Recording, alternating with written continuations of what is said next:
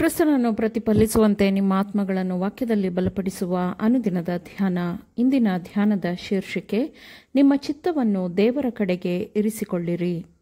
ಈ ದಿನದ ದೇವರ ವಾಕ್ಯ, ಲೋಕವು ಅದರ ಆಶೆಯು ಗತಿಸಿ ಹೋಗುತ್ತದೆ, ಆದರೆ ದೇವರ ಚಿತ್ತವನ್ನು ನೆರವೇರಿಸುವವನು ಎಂದೆಂದಿಗೂ ಇರುವನು.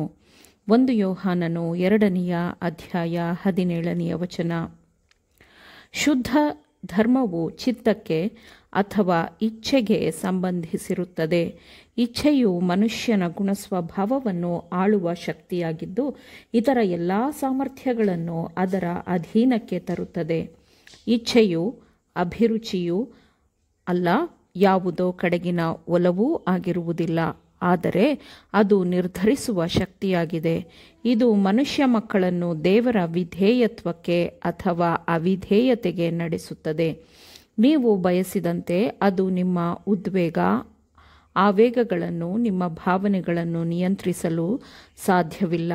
ಆದರೆ ನೀವು ನಿಮ್ಮ ಇಚ್ಛೆಯನ್ನು ನಿಯಂತ್ರಿಸಬಹುದು. ಆ ಮೂಲಕ ನಿಮ್ಮ ಜೀವನದಲ್ಲಿ ನೀವು ಸಂಪೂರ್ಣವಾದ ಬದಲಾವಣೆಯನ್ನು ಮಾಡಬಹುದು. ನಿಮ್ಮ ಇಚ್ಛೆಯನ್ನು ಕ್ರಿಸ್ತನಿಗೆ ಒಪ್ಪಿಸಿಕೊಡುವ ಮೂಲಕ ನೀವು ಕ್ರಿಸ್ತನಲ್ಲಿ ಮರೆಯಾಗಿರುತ್ತೀರಿ ಮತ್ತು ಎಲ್ಲ ಪ್ರಭುತ್ವಗಳು ಮತ್ತು ಶಕ್ತಿಗಳಿಗಿಂತಲೂ ಮೇಲಿರುವ ಶಕ್ತಿಯೊಂದಿಗೆ ನೀವು ಮೈತ್ರಿ ಮಾಡಿಕೊಂಡಿರುತ್ತೀರಿ. ದೇವರಿಂದ ನೀವು ಬಲವನ್ನು ಹೊಂದುತ್ತೀರಿ. ಆತನ ಬಲದಲ್ಲಿ ಅದು ನಿಮ್ಮನ್ನು ದೃಢವಾಗಿ ಹಿಡಿದುಕೊಳ್ಳುತ್ತದೆ ಮತ್ತು ಹೊಸ ಬೆಳಕು, ಹೌದು, ಜೀವಂತವಾದ ನಂಬಿಕೆಯ ಹೊಸ ಬೆಳಕು ಕೂಡ ನಿಮ್ಮದಾಗುತ್ತದೆ. ಆದರೆ ನಿಮ್ಮ ಇಚ್ಛೆಯು, ನಿಮ್ಮ ಚಿತ್ತವು ದೇವರ ಚಿತ್ತದೊಂದಿಗೆ ಸಹಕರಿಸಬೇಕು. ಆದರೆ ಅದು ನಿಮ್ಮ ಜೊತೆಯವರ ಚಿತ್ತದೊಂದಿಗೆ ಸಹಕರಿಸಬಾರದು. ಸೈತಾನನು ನಿಮ್ಮನ್ನು ತನ್ನ ಬಲೆಗೆ ಬೀಳಿಸಿಕೊಳ್ಳಲು ಮತ್ತು ನಿಮ್ಮನ್ನು ನಾಶ ಮಾಡಲು ನಿರಂತರವಾಗಿ ಕೆಲಸ ಮಾಡುತ್ತಿದ್ದಾನೆ.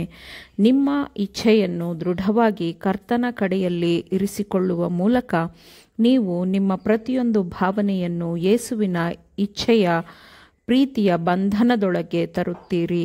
ಆಗ ನೀವು ನಿಮ್ಮ ಪಾದಗಳು ಘನವಾದ ಬಂಡೆಯ ಮೇಲೆ ಇರುವುದನ್ನು ಕಾಣುತ್ತೀರಿ. ಕೆಲವೊಮ್ಮೆ ನೀವು ಹೊಂದಿರುವ ಪ್ರತಿಯೊಂದು ಇಚ್ಛಾಶಕ್ತಿಯ ಅಂಶವನ್ನು ಇದು ತೆಗೆದುಕೊಳ್ಳುತ್ತದೆ. ಆದರೆ ಎರಕ ಹೊಯ್ಯುವ ಪ್ರಕ್ರಿಯೆಯಿಂದ ಒಂದು ಪಾತ್ರೆಯು ರೂಪುಗೊಳ್ಳುವಂತೆ ನೀವು ಗೌರವ ಹೊಂದಲಿ ಎಂದು ದೇವರು ನಿಮಗಾಗಿ ಕೆಲಸ ಮಾಡುತ್ತಿದ್ದಾನೆ. ನಂಬಿಕೆ ಬಗ್ಗೆಯೇ ಮಾತನಾಡಿರಿ. ದೇವರ ಬದಿಯಲ್ಲಿ ಇರಿ. ನಿಮ್ಮ ಪಾದವನ್ನು ಶತ್ರುವಿನ ಕಡೆ ಇಡಬೇಡಿರಿ ಮತ್ತು ಕರ್ತನು ನಿಮ್ಮ ಸಹಾಯಕನಾಗಿರುತ್ತಾನೆ. ನಿಮಗಾಗಿ ನೀವು ಮಾಡಲು ಸಾಧ್ಯವಾಗದ್ದನ್ನು ಆತನು ನಿಮಗಾಗಿ ಮಾಡುತ್ತಾನೆ.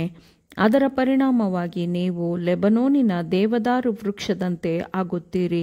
ನಿಮ್ಮ ಜೀವನವು ಉದಾತ್ತವಾಗಿರುತ್ತದೆ ಮತ್ತು ನಿಮ್ಮ ಕೆಲಸಗಳು ದೇವರಲ್ಲಿ ರೂಪುಗೊಂಡಿರುತ್ತದೆ. ಆಗ ನಿಮ್ಮಲ್ಲಿ ಒಂದು ಬಲ, ಶ್ರದ್ಧೆ ಮತ್ತು ಸರಳತೆ ಇರುತ್ತದೆ. ಅದು ನಿಮ್ಮನ್ನು ದೇವರ ಕೈಯಲ್ಲಿನ ಹೊಳಪುಳ್ಳ ಉಪಕರಣವನ್ನಾಗಿ ರೂಪುಗೊಳಿಸುತ್ತದೆ. ದೇವರಲ್ಲಿ ಸಂತೋಷವಾಗಿರುವುದು, ಆನಂದವಾಗಿ ಇರುವುದರ ಬಗೆಗಿನ ರಹಸ್ಯಗಳನ್ನು ಅರ್ಥ ಮಾಡಿಕೊಳ್ಳಲಿ ಎಂದು ಸತ್ಯವಾದ ಬುಗ್ಗೆಯಿಂದ ನೀವು ಅನುದಿನವೂ ದೇವರ ಕಾರಂಜಿಯಲ್ಲಿ ಕುಡಿಯಬೇಕು. ಆದರೆ ಪಾಪದ ಯಜ್ಞವಾಗಿ ತನ್ನ ಪ್ರೀತಿಯ ಮಗನಾದ ಯೇಸುವನ್ನು, ತನ್ನ ರಾಜ್ಯದ ಒಂದು ತತ್ವವನ್ನೂ ಉಲ್ಲಂಘಿಸದೆ ದೇವರ ಅನಂತ ಯಜ್ಞವಾಗಿ ಅರ್ಪಿಸುವಾಗ, ನಿನ್ನನ್ನು ನೀನು ನನಗೆ ಒಪ್ಪಿಸಿಕೊಡು, ಸೈತಾನನ ನಿಯಂತ್ರಣದಿಂದ ಅದನ್ನು ತೆಗೆದುಕೊಂಡು ನಿನ್ನ ಚಿತ್ತವನ್ನು ನನಗೆ ಕೊಡು ಮತ್ತು ನಾನು ಅದರ ಸ್ವಾಧೀನವನ್ನು ಹೊಂದುತ್ತೇನೆ. ಆಗ ನಾನು ನಿಮ್ಮಲ್ಲಿ ನನಗೆ ಒಳ್ಳೆಯ ಆನಂದವನ್ನುಂಟು ಮಾಡುವ ನನ್ನ ಕೆಲಸವನ್ನು ಮಾಡುವಂತೆ ನಿಮ್ಮೊಳಗೆ ನಾನು ಕೆಲಸ ಮಾಡಬಹುದು ಎಂದು ದೇವರು ಹೇಳುವಂತೆ ಅದು ಅನುವು ಮಾಡಿಕೊಡುತ್ತದೆ. ಆತನು ನಿಮಗೆ ಕ್ರಿಸ್ತನ ಮನಸ್ಸನ್ನು ನೀಡಿದಾಗ ನಿಮ್ಮ ಚಿತ್ತವು ಆತನ ಚಿತ್ತದಂತೆ ಆಗುತ್ತದೆ ಮತ್ತು ನಿಮ್ಮ ಸ್ವಭಾವವು ಕ್ರಿಸ್ತನ ಸ್ವಭಾವದಂತೆ ಮಾನಸಾಂತರಗೊಳ್ಳುತ್ತದೆ. ಆಮೇನ್. ದೇವರ ವಾಕ್ಯಗಳನ್ನು ಶ್ರದ್ಧೆಯಿಂದ ಆಲಿಸುವವರು ಮಾತ್ರವೇ ಆಗಿರದೆ ಪಾಲಿಸುವವರೂ ಆಗಬೇಕೆಂದು ನಿಮ್ಮನ್ನು ಉತ್ತೇಜಿಸುತ್ತೇನೆ. ಪರಿಶುದ್ಧಾತ್ಮನ ಸಹಾಯದಿಂದ ಆಲಿಸಿದ ನಿಮ್ಮೆಲ್ಲರಿಗೂ ಧನ್ಯವಾದಗಳು. ಮತ್ತೆ ದೈನಂದಿನ ಧ್ಯಾನಕ್ಕಾಗಿ ನಾಳೆ ಸಂಧಿಸೋಣ. ಆಮೇನ್.